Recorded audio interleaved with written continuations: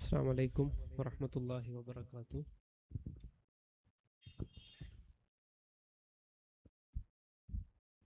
എല്ലാവർക്കും സുഖമാണെന്ന് വിചാരിക്കുന്നു. ഈ വേദിയിൽ നിങ്ങളോടൊപ്പം അല്പസമയം പങ്കുവെക്കാൻ അവസരം ലഭിച്ചതിലുള്ള സന്തോഷം ആദ്യമേ അറിയിക്കുന്നു. പ്രത്യേകിച്ചും ഇത്തരമൊരു വേദി ഒരുക്കിയതിനും ഈ ഒരു വിഷയത്തെക്കുറിച്ച് സംസാരിക്കാൻ ക്ഷണിച്ചതിനും സംഘാടകരോടുമുള്ള നന്ദി ആദ്യമായി അറിയിക്കുകയാണ്. AI എഴുതുമ്പോൾ മനുഷ്യൻ എന്ത് ചെയ്യും, അല്ലെങ്കിൽ മനുഷ്യൻ എന്ത് ചെയ്യുന്നു എന്നാണ് നമ്മളിപ്പോൾ നടത്താൻ പോകുന്ന സംസാരത്തിൻ്റെ ശീർഷകം.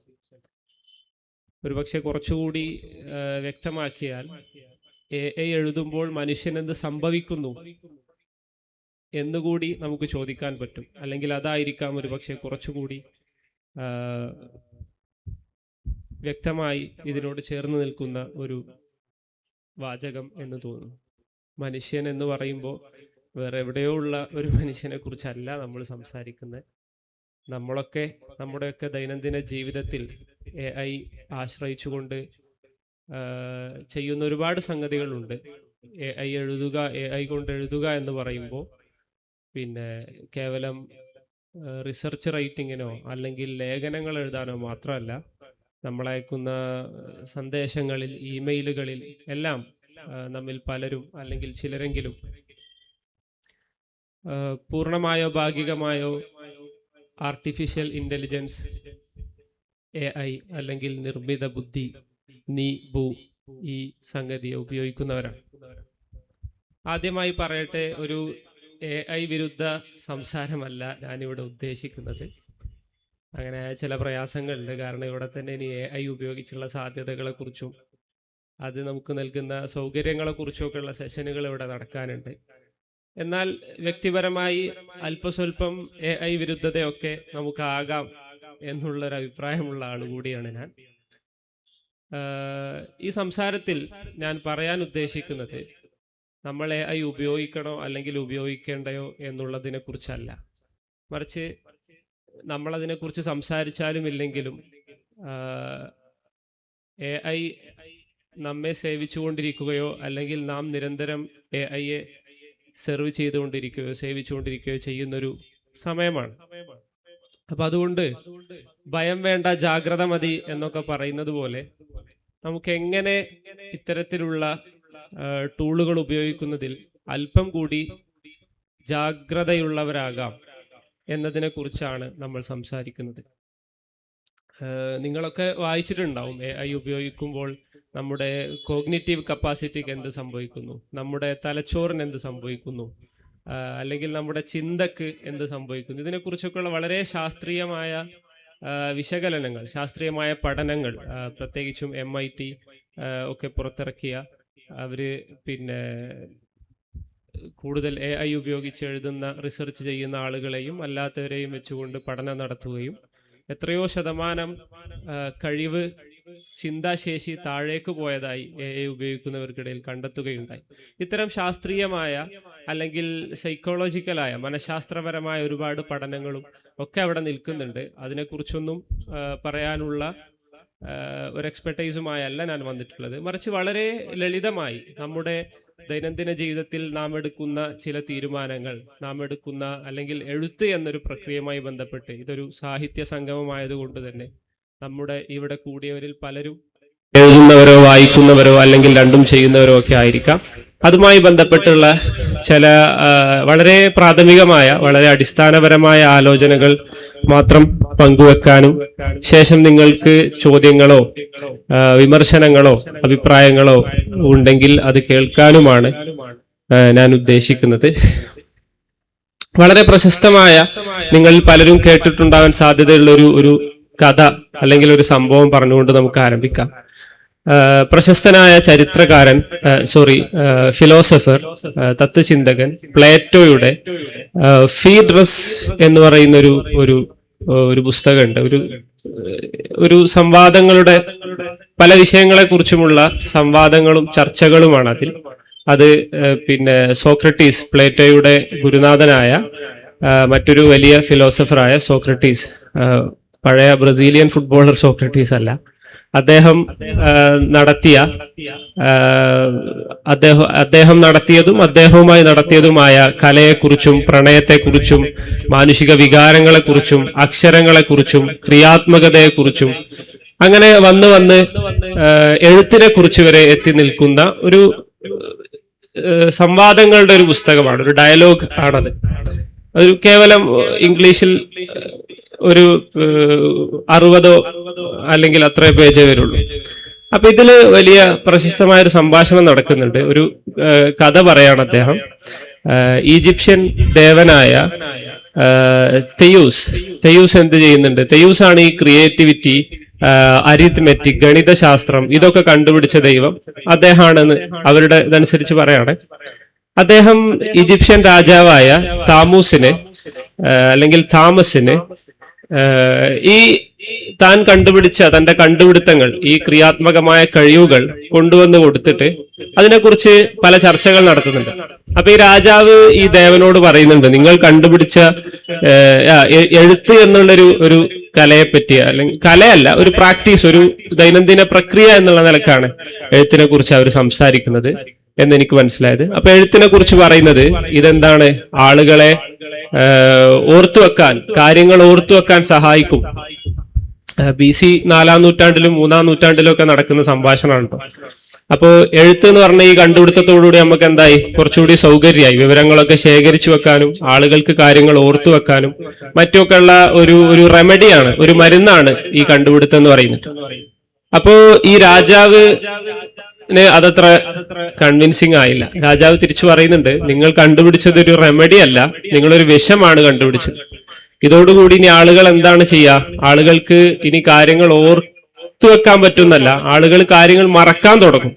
അതാണ് ഉണ്ടാവാൻ പോകുന്നത്. ഇപ്പോ നമ്മളുടെ രീതി എന്ന് പറഞ്ഞാൽ ഒരു ഗുരുനാഥനിൽ നിന്ന് കേൾക്കുന്നു, അല്ലെങ്കിൽ ലിവിങ് നോളജ് എന്ന് പറയുന്നത്, അറിവ് എന്ന് പറയുന്നത് എന്താണ്, അല്ലെങ്കിൽ ഏതൊരു സംഗതി അറിവ് എന്ന് പറയുമ്പോൾ നമ്മളതിനെ ആ ഒരു എലിസ്റ്റിക് ആയിട്ടുള്ള ഒരു കൺസെപ്ഷനിലേക്ക് പോകേണ്ടതില്ല. ഒരു വിവരം എന്ന് കേവലം മാത്രം മനസ്സിലാക്കുക. അപ്പൊ വിവരം ലഭിക്കുക എന്നുള്ളത് ഒരു മനുഷ്യനിൽ നിന്ന്, ഒരു വ്യക്തിയിൽ നിന്ന് കേട്ട് അതൊരു ലിവിങ്, അതിനൊരു ജൈവികത ഉണ്ട്. ഇതെഴുതി നമ്മൾ പുസ്തകങ്ങൾ ഉണ്ടാക്കുന്നതോടുകൂടി ആളുകളുടെ ഓർമ്മശക്തിയൊക്കെ നഷ്ടപ്പെടും എന്നൊക്കെ പറഞ്ഞിട്ട് വലിയ ഒരു സംവാദം അങ്ങോട്ടും ഇങ്ങോട്ടും നടക്കുന്നുണ്ട്. അപ്പൊ അവിടുന്നാണ് ഈ ഫാർമക്കോൺ എന്ന് പറയുന്ന ഒരു കോൺസെപ്റ്റ് ഒക്കെ വരുന്നത്. ഫാർമക്കോൺ എന്ന് പറഞ്ഞ ഒരു സംഗതി ഒരേ സമയം ഒരു മരുന്നും ആവുക, വിഷവുമാവുക, അതിനാണ് ഫാർമക്കോൺ എന്ന് പറയുന്നത്. അത് പിന്നീട് അതിനൊരുപാട് തിയററ്റിക്കലായിട്ട് ഒരുപാട് മാനങ്ങളുണ്ട്. ദറീദയൊക്കെ പോലുള്ള ചിന്തകർ അതിന് ഓഫ് ഗ്രാമറ്റോളജി എന്ന് പറയുന്ന പുസ്തകത്തിലൊക്കെ പറയുന്നുണ്ട്. നമ്മുടെ വിഷയം അതിലേക്ക് പോകുന്നില്ല. അപ്പൊ ഇങ്ങനെ ഒരു സംവാദം നടക്കുന്നുണ്ട്. എഴുത്തിനെ ഒരു മനുഷ്യർക്ക് ഓർമ്മിക്കാനും കാര്യങ്ങൾ എഴുതി സൂക്ഷിക്കാനുമുള്ള ഒരു സംഗതിയെ അവതരിപ്പിക്കുമ്പോൾ അവിടെ നടക്കുന്ന സംവാദം എന്താണ്? ഇത് ശരിക്കും ഓർമ്മിക്കാനല്ല, കാര്യങ്ങൾ ശേഖരിക്കാനും ഓർമ്മിക്കാനും അല്ല, മറിച്ച് കാര്യങ്ങൾ മറന്നു പോകാനാണ് മനുഷ്യരെ സഹായിക്കുക, ഒരു നെഗറ്റീവായ ഇമ്പാക്റ്റ് ആണ് ഉണ്ടാക്കുക എന്നുള്ളൊരു വിമർശനം വരുന്നൊരു ചർച്ച. നമ്മളിങ്ങനെ ചരിത്രത്തിലൂടെ അങ്ങനെ നോക്കുമ്പോൾ സമാനമായ സംഭവങ്ങൾ ഒരുപാട് വരുന്നുണ്ട്. 1800-കളിലാണ് പ്രശസ്തരായ ഒരു ഫ്രഞ്ച് ആർട്ടിസ്റ്റ്, അദ്ദേഹത്തിന്റെ പേര് എനിക്ക് ഓർമ്മ വരുന്നില്ല. അദ്ദേഹം ഫോട്ടോഗ്രഫിയുടെ കണ്ടുപിടുത്തവുമായി ബന്ധപ്പെട്ട് ക്യാമറ കണ്ടുപിടിക്കപ്പെടുകയും ഫോട്ടോഗ്രഫി വ്യാപകമായി തുടങ്ങുകയും ചെയ്യുന്ന ഒരു കാലത്ത് അദ്ദേഹം പാരീസിൽ നിന്നുകൊണ്ട് പറയുന്നുണ്ട്, പെയിന്റിംഗ് ഈസ് ഡെഡ്. ഈ ചിത്രകല എന്നുള്ള, അല്ലെങ്കിൽ ചിത്രം വരക്കുന്ന ഈ പരിപാടി എന്തായി, ഇന്ന് മരിച്ചിരിക്കുന്നു. ഇന്നത്തോടുകൂടി അത് അവസാനിച്ചിരിക്കുന്നു. കാരണം എന്താണ്? ക്യാമറ കൊണ്ട് അല്ലെങ്കിൽ ഫോട്ടോഗ്രാഫി കൊണ്ട് മനുഷ്യന്മാർക്ക് എന്ത് ചെയ്യാം? നേരിട്ട് കാണുന്ന സംഗതികൾ അത് വളരെ കൃത്യമായി ക്യാപ്ചർ ചെയ്യാം. അപ്പൊ നിങ്ങളൊക്കെ ചെയ്യുന്നത് പോലത്തെ, നിങ്ങളുടെ ഫോൺ ഉപയോഗിച്ചും ചിലരൊക്കെ പ്രൊഫഷണലായി ക്യാമറ ഉപയോഗിച്ചും ഒക്കെ ചെയ്യുന്നത് പോലെ അങ്ങനെ ക്യാപ്ചർ ചെയ്യാം. അപ്പൊ ഇനിയിപ്പോ എന്തില്ല, ചിത്രം വരയുടെ ആവശ്യമല്ല. കാരണം ചിത്രം വര എന്ന് പറഞ്ഞാൽ ഒരു വിഷ്വലിനെ എന്താ പറയാ, വീണ്ടും നിർമ്മിക്കുകയാണല്ലോ. വേറൊരു 1960-കളിൽ, കുറച്ചുകൂടി ഇങ്ങോട്ട് പോകുന്ന 1960-കളിൽ അമേരിക്കയിൽ ഉടനീളം, അമേരിക്കയിൽ അല്ലാത്ത ഇടങ്ങളിലും, ഒരുപക്ഷെ അമേരിക്കയിലേത് മാത്രം നമ്മൾ കേട്ടതായിരിക്കാം, വലിയ പ്രക്ഷോഭങ്ങൾ നടക്കുന്നുണ്ട്. എന്തിനു വേണ്ടിയിട്ടാണ്? കാൽക്കുലേറ്ററിനെതിരെ. കാൽക്കുലേറ്റർ കണ്ടുപിടിക്കപ്പെടുകയും കാൽക്കുലേറ്റർ പിന്നെ സ്കൂളുകളിൽ വിദ്യാർത്ഥികൾക്ക് ക്ലാസ് മുറികളിലും മറ്റൊക്കെ ഉപയോഗിക്കാനുള്ള അനുമതി നൽകപ്പെടുകയും ചെയ്തപ്പോൾ വലിയ പ്രതിഷേധങ്ങളും പ്രക്ഷോഭങ്ങളും ഒക്കെ നടത്തുന്നുണ്ട്. ആരാണ് നടത്തുന്നത്? മാത്തമാറ്റിക്സ് അധ്യാപകരാണ്. കണക്ക് പഠിപ്പിക്കുന്ന, നമ്മൾ കണക്ക് മാഷ് എന്നൊക്കെ പറയുന്ന കണക്ക് മാഷന്മാരാണ് സമരം ചെയ്യുന്നത്. പിന്നെ ഇതിങ്ങനെ ചെയ്യുന്നത് എന്താവും? ഇത്തരത്തിലുള്ള ആളുകളുടെ ജോലിയെ ബാധിക്കും. ഇനി അവരുടെ ആവശ്യമില്ല കണക്ക് കൂട്ടാൻ, പിന്നെ ഒരു മെഷീന്റെ സഹായം വരുന്നതോടുകൂടി ഇതിനാവശ്യമില്ല എന്നൊക്കെ പറഞ്ഞിട്ട് ഇങ്ങനെ കുറെ ഉദാഹരണങ്ങൾ ഒരുപാട്. ഏതൊരു കണ്ടുപിടുത്തത്തെ കുറിച്ചെടുത്താലും പ്രിന്റിംഗ് പ്രസ് വരുന്നതോടുകൂടി എന്താവും? പിന്നെ എഴുത്തുകാരുടെ സ്ക്രൈബുകൾ, ഇപ്പോ ഈ പ്രത്യേകിച്ച് ഈ മുഗൾ എംപയർ ആയാലും ഒട്ടോമൻ എംപയർ ആയാലും ഏത് സാമ്രാജ്യങ്ങൾ എടുത്തു നോക്കിയാലും ആ സാമ്രാജ്യത്തിലെ ഒരു ഉയർന്ന പൊസിഷൻ ആയിരിക്കും റൈറ്റർ എന്നുള്ളത്, കാത്തിബ് എന്നുള്ളത്. ഇപ്പൊ കാത്തിബ് എന്ന പേരിൽ ഒരുപാട് പണ്ഡിതന്മാരെ നിങ്ങൾ കേട്ടിട്ടുണ്ടാവും. കാത്തിബ്, ചലബി, അങ്ങനെയൊക്കെ പല പേരും. അല്ലെങ്കിൽ അബുൽ ഫസൽ, ഇവരൊക്കെ എഴുത്തുകാരാണ്. അപ്പോ അബുൽ ഫസൽ ഒരു ഇന്റലക്ച്വൽ കൂടിയാണ്. വേറെ എഴുത്തുകാർ, അതായത് പകർത്തി എഴുതുന്ന ആളുകൾ. അപ്പൊ അവരൊരു ക്ലാസ് ആയിരുന്നു. അപ്പൊ ഈ പ്രിന്റിംഗ് പ്രസ് വരുന്നതോടുകൂടി, അച്ചടി മെഷീൻ വരുന്നതോടുകൂടി എന്താവുന്നു? ഇത്രയും ആളുകളുടെ ജോലി നഷ്ടപ്പെടുകയാണ്. അല്ലെങ്കിൽ ഇത്രയും ഈ ഒരു സംഗതി തന്നെ ഇല്ലാതാവണം. നമുക്ക് പ്രിന്റ് ചെയ്യാൻ പറ്റും. അപ്പൊ അതിനെക്കുറിച്ച് ഒരുപാട് ആശങ്കകൾ. ഫ്രാൻസിസ് റോബിൻസണൊക്കെ ഇസ്ലാമിക ലോകത്ത് അച്ചടി എന്ത് മാറ്റമുണ്ടാക്കി എന്ന് പറഞ്ഞിട്ട് അദ്ദേഹം ആശങ്കപ്പെടല്ല, അതിന്റെ അത്തരത്തിലുള്ള ആശങ്കകളെ കുറിച്ച് അദ്ദേഹം എഴുതുന്നുണ്ട്. അതിൽ ചിലതൊക്കെ അത്ര വലിയ അടിസ്ഥാനമുണ്ടോ എന്ന് നമുക്ക് സംശയം തോന്നുന്ന ആശങ്കകളാണ്. അപ്പൊ അദ്ദേഹം പറയുന്നുണ്ട് എന്ത്? പ്രിന്റിംഗ് പ്രസ് വന്നതോടുകൂടി ഇസ്ലാമിക ലോകത്ത് എന്ത് ചെയ്തു? അതോറിറ്റിക്ക് മാറ്റം സംഭവിച്ചു, പണ്ഡിതന്മാർക്കുള്ള അധികാരത്തിൽ മാറ്റം സംഭവിച്ചു എന്ന് പറയുന്നുണ്ട്. അല്ലെങ്കിൽ കേന്ദ്രീകൃതമായ ഒരു അതോറിറ്റിക്ക് മാറ്റം സംഭവിച്ചു എന്ന് പറയുന്നുണ്ട്. അത് ശരിക്കും ക്രിസ്ത്യാനിറ്റിയിൽ എങ്ങനെയാണോ അതോറിറ്റി വർക്ക് ചെയ്യുന്നത്, പണ്ഡിതന്മാരുടെയും അല്ലെങ്കിൽ പുരോഹിതന്മാരുടെയും പവർ, അധികാരം വർക്ക് ചെയ്യുന്നത്, അതുപോലെയാണ് ഇസ്ലാമിലും എന്ന് തെറ്റിദ്ധരിച്ചുകൊണ്ട് അദ്ദേഹം നടത്തിയൊരു നിരീക്ഷണമാവാനാണ് സാധ്യത. കാരണം ഇസ്ലാമിക ലോകത്ത് ഒരിക്കലും നമ്മളിപ്പോ പലപ്പോഴും കേൾക്കുന്ന പോലെ ആഗോളതലത്തിൽ ഒരൊറ്റ ഉമ്മത്ത് അല്ലെങ്കിൽ ഒരൊറ്റ സമൂഹം, അത്തരത്തിലൊരു ഒരുമ, ഐക്യം എന്നൊന്നും പറയുന്ന സാധനം ഇസ്ലാമിക ലോകത്ത് ഉണ്ടായിട്ടില്ല എന്നുള്ളതാണ് ചരിത്രപരമായി ചരിത്രകാരന്മാരൊക്കെ പറയുന്നത്. മുസ്ലിം ലോകം എന്ന് പറയുന്ന ഒരു കോൺസെപ്റ്റ് തന്നെ അത് വളരെ റീസെന്റ് ആയിട്ട് കോയിൻ ചെയ്യപ്പെട്ടതാണ്. ഒരു കാലത്തും അങ്ങനെ ഒരു ഏകീകൃത മുസ്ലിം ലോകം ഉണ്ടായിട്ടില്ല എന്ന് ജമീൽ ഐദിനെ പോലുള്ള ഹിസ്റ്റോറിയൻസ് ഒക്കെ പറയുന്നുണ്ട്. അപ്പോൾ അതവിടെ നിൽക്കട്ടെ. അപ്പൊ ഇങ്ങനെ ഒരുപാട് ഏത് ടെക്നോളജി വരുമ്പോഴും ഇത്തരം ചർച്ചകളും മറ്റൊക്കെ നമ്മൾ കണ്ടിട്ടുണ്ടാവും. നമ്മുടെ നാട്ടിൽ തന്നെ കമ്പ്യൂട്ടറിനെതിരെ സമരം ചെയ്തു എന്നൊക്കെ പറഞ്ഞിട്ട്, അല്ലെങ്കിൽ ടെക്നോളജിക്കെതിരെ സമരം ചെയ്തു എന്നൊക്കെ പറഞ്ഞിട്ട് ഒരുപാട് അത് നമ്മുടെ രാഷ്ട്രീയ ചർച്ചകളിൽ പോലും വളരെ വ്യാപകമായി നമ്മൾ കേൾക്കുന്ന ഒരു സംഗതിയാണ്. അപ്പോ ഇപ്പൊ AI വന്നപ്പോ AI കൊണ്ട് ഒരുപാട് സംഗതികൾ എഴുതാനും വായിക്കാനും മറ്റെല്ലാ സംഗതികൾക്കും മറ്റെല്ലാ പ്രവർത്തനങ്ങൾക്കും മനുഷ്യന്റേത് മാത്രമെന്ന് വിചാരിച്ചിരുന്ന ഒരുപാട് സംഗതികൾക്കൊക്കെ, മനുഷ്യന് മാത്രം ചെയ്യാൻ കഴിയുന്ന സംഗതികൾ എന്ന് വിചാരിച്ചിരുന്ന ഒരുപാട് സംഗതികൾക്ക് എഴുതാനും വായിക്കാനും മാത്രമല്ല തിങ്ക് ചെയ്യാൻ വരെ, ആലോചിക്കാൻ വരെ, ബ്രെയിൻ സ്റ്റോം ചെയ്യാൻ, ഇങ്ങനെയുള്ള സംഗതികൾക്ക് വരെ ആർട്ടിഫിഷ്യൽ ഇന്റലിജൻസ് ഉപയോഗിക്കുന്ന ഒരു സാഹചര്യം വന്നപ്പോൾ അതിനെക്കുറിച്ചും ആളുകൾ എന്ത് പറയുന്നുണ്ട്? പിന്നെ AI എന്താക്കും? നമ്മുടെ ചിന്തയെ പിന്നെ ശോഷിപ്പിക്കും, നമ്മുടെ ചിന്തയെ, മനുഷ്യന്റെ കോഗ്നിറ്റീവ് കപ്പാസിറ്റിയെ, നമ്മുടെ തലച്ചോറിന്റെ കഴിവിനെ ബാധിക്കും എന്നൊക്കെ പറഞ്ഞ് വലിയ ചർച്ചകൾ നടക്കുന്നുണ്ട്. നിങ്ങൾക്ക് എന്താണ് തോന്നുന്നത്? ഇത് വെറും ചരിത്രത്തിൽ ഏതൊരു കാലത്തും പിന്നെ പുതിയ കണ്ടുപിടുത്തങ്ങൾ വരുമ്പോൾ സംഭവിക്കാറുള്ളത് പോലെ കേവലം ഒരു വിമർശനം അല്ലെങ്കിൽ കേവലം ഒരു ഉപരിതല സ്പർശിയായ വിമർശനമായിട്ടാണോ നിങ്ങൾക്ക് തോന്നുന്നത്? സ്വാഭാവികമായും അങ്ങനെ വിചാരിക്കാൻ കാരണങ്ങളുണ്ട്. കാരണം BC 300 പ്ലേറ്റോ അല്ലെങ്കിൽ സോക്രട്ടീസ് എന്താ പറയാ, എഴുത്തു വരുന്നതോടുകൂടി മനുഷ്യന്മാരുടെ കഴിവുകളൊക്കെ നഷ്ടപ്പെടും എന്ന് പറഞ്ഞ് നമ്മൾ ഇത്ര നൂറ്റാണ്ടുകൾ കഴിഞ്ഞ് മനുഷ്യൻ എവിടെയാണ് എത്തി നിൽക്കുന്നതെന്ന് നമ്മളിപ്പോ ചിന്തിച്ചാൽ മതി. അപ്പൊ നമുക്ക് ആ ഒരു നിരീക്ഷണം പൂർണ്ണമായും ശരിയായിരുന്നില്ല എന്ന് തോന്നും. സമാനമായി കാൽക്കുലേറ്ററിനെ കുറിച്ചും പെയിന്റിങ്ങിനെ കുറിച്ചും ഒക്കെ നമുക്ക് അങ്ങനെ ചിന്തിക്കാം. അപ്പൊ സ്വാഭാവികമായും നമുക്ക് എന്ത് തോന്നിയേക്കാം അല്ലെ? AI വന്നതിലുള്ള ആശങ്ക കേവലം അതൊരു മനുഷ്യന്റെ ഒരു ബേജാറ് മാത്രമാണ്, അത് അങ്ങനെ ആയിക്കൊള്ളുന്നില്ല എന്നൊരു പക്ഷേ തോന്നിയേക്കാം. അപ്പൊ അത് അവിടെ നിൽക്കട്ടെ. ആ ഒരു ചോദ്യം നിങ്ങളിലേക്ക് വിട്ടുതരുന്നു. സമയമുണ്ടെങ്കിൽ നമുക്കതിലേക്ക് തിരിച്ചു വരാം. ആ ചോദ്യം നമ്മൾ ഓരോരുത്തരും ചിന്തിക്കേണ്ട, അല്ലെങ്കിൽ വ്യക്തിപരമായി നമ്മൾ ചിന്തിച്ച് മനസ്സിലാക്കേണ്ട ഒരു സംഗതിയാണ്. അതുകൊണ്ട് അത് അവിടെ വെക്കുന്നു. അതിലേക്ക് നമ്മൾ തിരിച്ചു വരാം. സമയമുണ്ടെങ്കിൽ 3 കാര്യങ്ങളെ കുറിച്ചാണ് വളരെ ചുരുങ്ങിയ സമയം കൊണ്ട് ഞാൻ സംസാരിക്കാൻ ഉദ്ദേശിക്കുന്നത്. ഒന്ന്, AI ഉപയോഗവും ദുരുപയോഗവും, use and abuse of AI. രണ്ടാമതായി, AI ഉപയോഗിക്കുമ്പോൾ എഴുത്തിന് എന്താണ് സംഭവിക്കുന്നത്, എഴുതാൻ വേണ്ടി നമ്മൾ AI ഉപയോഗിക്കുമ്പോൾ എഴുത്തിന് എന്ത് സംഭവിക്കുന്നു, എഴുത്ത് എന്നുള്ളൊരു പ്രക്രിയ. മൂന്നാമതായി, അവസാനമായി, അങ്ങനെ നമ്മൾ AI ഉപയോഗിച്ച് എഴുതുമ്പോൾ മീനിങ്ങിന് എന്ത് സംഭവിക്കുന്നു, അർത്ഥത്തിന് എന്ത് സംഭവിക്കുന്നു, അല്ലെങ്കിൽ ആ അർത്ഥം എഴുതി നമുക്ക് ലഭിക്കുന്ന ഒരു ആശയത്തിന് എന്ത് സംഭവിക്കുന്നു, ആ ആശയം കൊണ്ട് സമൂഹത്തിൽ എന്ത് സംഭവിക്കുന്നു. ഇങ്ങനെയുള്ള ഒരു 3 ഫോൾഡ് ആയിട്ടുള്ള ഒരു അണ്ടർസ്റ്റാൻഡിംഗ് ആണ് ഞാൻ പറയാൻ ഉദ്ദേശിക്കുന്നത്.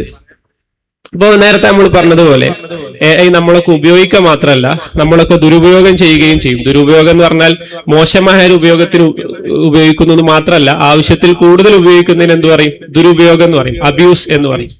അപ്പോ നമ്മൾ AI ഉപയോഗിച്ച് എഴുതുക എന്ന് പറയുമ്പോൾ കേവലം നമ്മുടെ ലേഖനങ്ങളും മറ്റും മാത്രമാവില്ല, അല്ലെങ്കിൽ അങ്ങനെ വല്ല ബൗദ്ധികമായ സംഗതികൾക്ക് മാത്രമാവില്ല ഒരാളെ ഉപയോഗിക്കുന്നത്. മറിച്ച് വളരെ നോർമൽ ആയിട്ടുള്ള ഒരു ഇമെയിൽ എഴുതാൻ, ഒരു മെസ്സേജ് എഴുതാൻ നിങ്ങളുടെ ഇംഗ്ലീഷുകാരനായ അല്ലെങ്കിൽ അറബിയായ ഒരു സുഹൃത്തിന്, അല്ലെങ്കിൽ നിങ്ങളുടെ ഭാഷ സംസാരിക്കാത്ത ഒരു സുഹൃത്തിന്, പലപ്പോഴും നിങ്ങളുടെ ഭാഷ സംസാരിക്കുന്ന ഒരു സുഹൃത്തിന് തന്നെ, അല്ലെങ്കിൽ നിങ്ങളൊരു ഫോട്ടോ പോസ്റ്റ് ചെയ്യാണ് നിങ്ങൾ ഇൻസ്റ്റാഗ്രാമിലോ അല്ലെങ്കിൽ ഫേസ്ബുക്കിലോ ഒക്കെ, അതിന് നിങ്ങളൊരു ക്യാപ്ഷൻ എഴുതാൻ വേണ്ടിയിട്ട്. ഇപ്പോ മലയാളത്തിലും ഇങ്ങനെ ഒരുപാട്, ഇപ്പൊ ശരിക്കും സോഷ്യൽ മീഡിയയിൽ ശരിക്കും കാണാൻ കഴിയും എത്രത്തോളം മലയാളികളെ AI ഉപയോഗിക്കുന്നുണ്ട് എന്നുള്ളത്. ഈ AI പൂർവ്വകാലത്തെ, പ്രീ AI കാലത്ത് കുറച്ചൊക്കെ എന്തെങ്കിലുമൊക്കെ വായിച്ച ഒരാൾക്ക് അത് കൃത്യമായി മനസ്സിലാവുകയും ചെയ്യും. ഒറിജിനൽ ഹ്യൂമൻ റൈറ്റിംഗിൽ നിന്ന്, മനുഷ്യൻ എഴുതിയതിൽ നിന്ന് AI എഴുതിയതിനെ വ്യത്യസ്തമാക്കുന്ന ഘടകങ്ങൾ എന്തൊക്കെയെന്ന് വളരെ ക്ലിയർ ആയിട്ട് മനസ്സിലാവും. അതിന്റെ ഉദാഹരണങ്ങളിലേക്ക് ഞാൻ പോകുന്നില്ല. അപ്പോ നമ്മളൊക്കെ അങ്ങനെ AI ഉപയോഗിക്കുന്ന ആളുകളാണ്. ഇനി വളരെ പ്രധാനമായ ഒരു ചോദ്യം, ആദ്യം തന്നെ വരാൻ സാധ്യതയുള്ള ചോദ്യത്തെ കുറിച്ച് പറയാം. AI ശരിക്കും നമ്മളെ ചിന്തിപ്പിക്കുകയാണോ, AI നമ്മളെ ചിന്തയെ ശോഷിപ്പിക്കുന്നു എന്നൊക്കെയാണല്ലോ ആരോപണങ്ങളുള്ളത്. നമ്മൾ എഴുതാൻ AI ഉപയോഗിക്കുമ്പോൾ എന്താവൂല, നമ്മൾ തിങ്ക് ചെയ്യുന്നില്ല, നമ്മുടെ ചിന്തയെയാണ് ശരിക്കും നമ്മൾ ഔട്ട്സോഴ്സ് ചെയ്യുന്നത്. ഔട്ട്സോഴ്സ് ചെയ്യാന്ന് പറഞ്ഞാൽ നിങ്ങൾക്ക് മനസ്സിലായിട്ടുണ്ടാവുമെന്ന് വിചാരിക്കുന്നു. പക്ഷെ AI ശരിക്കും നമ്മളെ ചിന്തയെ ശോഷിക്കുകയാണോ, നമ്മളെ കൂടുതൽ ചിന്തിക്കാൻ പ്രേരിപ്പിക്കുകയാണോ? ആലോചിച്ച് നോക്കി. ചിലപ്പോ നമുക്ക് പെട്ടെന്നൊരു ചോദ്യമൊക്കെ വരും, പിന്നെ ത്രിപുരയുടെ തലസ്ഥാനം ഏതാണ്, അല്ലെങ്കിൽ പോർച്ചുഗലിലെ കറൻസി ഏതാണ്, ഇങ്ങനെയൊക്കെ. ഇപ്പൊ നമ്മൾ ഇങ്ങനത്തെ കാര്യങ്ങളെ കുറിച്ചൊക്കെ ചിന്തിക്കുക മാത്രമല്ല, ചിന്തിച്ച അടുത്ത സ്റ്റെപ്പിൽ നമ്മൾ എന്ത് ചെയ്യും, ChatGPT തുറന്ന് ചോദിക്കും, അല്ലെങ്കിൽ ഗൂഗിളിൽ സെർച്ച് ചെയ്താൽ, മുമ്പ് നമുക്ക് ഗൂഗിൾ ആയിരുന്നു ഉത്തരം തന്നിരുന്ന ഒരു കാര്യത്തിന്, ഗൂഗിൾ എന്ത് ചെയ്യും, ഒരുപാട് സെർച്ച് റിസൾട്ടുകൾ തരും അല്ലെ, എന്തെങ്കിലും കാര്യം ചോദിച്ചാൽ. ഇപ്പൊ നമുക്ക് ജെമിനി ആണ് ആദ്യം ഉത്തരം തരിക, ഒരു AI സമ്മറി ആണ് നമ്മൾ ആദ്യം കാണുക. നിങ്ങൾ ശ്രദ്ധിച്ചിട്ടുണ്ടാവും. അപ്പൊ നമ്മളെ ഒരർത്ഥത്തിൽ പറഞ്ഞാൽ നമ്മുടെ ചിന്ത, നമുക്ക് ഒരുപാട് സംഗതികളിലേക്ക് നമ്മളെ ചിന്തയെ കൂടുതൽ കൊണ്ടുപോവാണ് AI ചെയ്യുന്നത്. ആ ചിന്ത ആവശ്യമുള്ളതാണോ അല്ലേ എന്നുള്ളതാണ് വേറൊരു ചോദ്യം. നമുക്ക് അത് അറിയേണ്ട ആവശ്യമുണ്ടോ? പെട്ടെന്നൊരു രാത്രി നമുക്ക് പിന്നെ പോർച്ചുഗലിൽ ഉപയോഗിക്കുന്ന കറൻസി ഏതാണെന്ന് അറിയേണ്ട ശരിക്കും ഒരാവശ്യം മനുഷ്യനുണ്ടോ എന്നുള്ളത് നമ്മൾ ചിന്തിക്കേണ്ട ഒരു സംഗതിയാണ്. അപ്പോ ശരിക്കും പറഞ്ഞാൽ അത്ര നിഷ്കളങ്കമായിട്ടല്ല നമ്മൾ AI എങ്ങനെ നമ്മുടെ ചിന്തയെ ബാധിക്കുന്നു എന്നുള്ളതിനെ കുറിച്ച് മനസ്സിലാക്കേണ്ടത്. നിങ്ങളൊരു പക്ഷെ അത്ര നിഷ്കളങ്കമായി മനസ്സിലാക്കുന്നുണ്ടാവില്ല, എന്നാലും അങ്ങനെ മനുഷ്യൻ പൊതുവെ AI കുറിച്ച് സംസാരിക്കപ്പെടാറുള്ളൊരു ചോദ്യം എന്നുള്ള നിലക്ക് പറഞ്ഞതാണ്.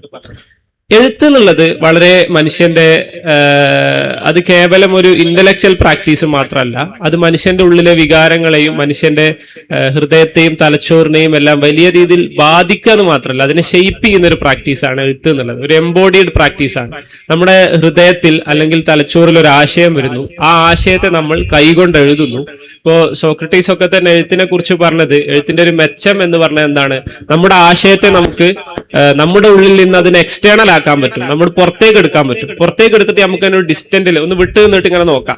മറ്റേത് നമ്മുടെ ആശയം നമ്മുടെ ഉള്ളിൽ തന്നെ ഉണ്ടാകുമ്പോൾ എന്താണ്, നമുക്ക് ചിലപ്പോൾ അതിന്റെ പ്രശ്നങ്ങൾ തിരിച്ചറിയില്ല. അപ്പൊ നമ്മൾ എഴുതി കഴിഞ്ഞാൽ നമ്മൾ എന്തായി, നമ്മളും റൈറ്ററും റിട്ടണും, എഴുത്തുകാരനും എഴുത്തും വ്യത്യസ്തമായി രണ്ട് സംഗതികളായി മാറുകയും ആ എഴുത്തിനെ നമുക്കൊരു ദൂരത്തിൽ നിന്ന്, ഒരു ഡിസ്റ്റൻസിൽ നിന്ന് നോക്കിക്കൊണ്ട് അതിനെ വിലയിരുത്താൻ കഴിയുകയും ചെയ്യും. അതാണ് അതിന്റെ ഒരു മെച്ചം എന്ന് പറഞ്ഞത്. അപ്പൊ അങ്ങനെ ബൗദ്ധികമായ ഒരുപാട് സംഗതികൾ, നമ്മളത് കൈകൊണ്ട് എഴുതുമ്പോൾ വരുന്ന ഒരുപാട് എംബോഡീഡ് ആയിട്ടുള്ള, ശാരീരികമായിട്ടുള്ള ബോഡിലി പ്രാക്ടീസുകൾ ചില സംഗതികളിലൊക്കെ, ഇപ്പോ കാലിഗ്രഫി പോലുള്ള അത്തരത്തിലുള്ള എഴുത്തിന്റെ പ്രാക്ടീസുകളാണെങ്കിൽ മുമ്പ് സാധാരണ എഴുത്തിലും അതൊക്കെ ഉണ്ടായിരുന്നു എന്നാണ് ലിറ്ററേച്ചർ അല്ലെങ്കിൽ ഒറാലിറ്റി ലിറ്ററേച്ചർ ഡിബേറ്റുകളിൽ അത്തരം പുസ്തകങ്ങളൊക്കെ വായിക്കുമ്പോൾ മനസ്സിലാവും.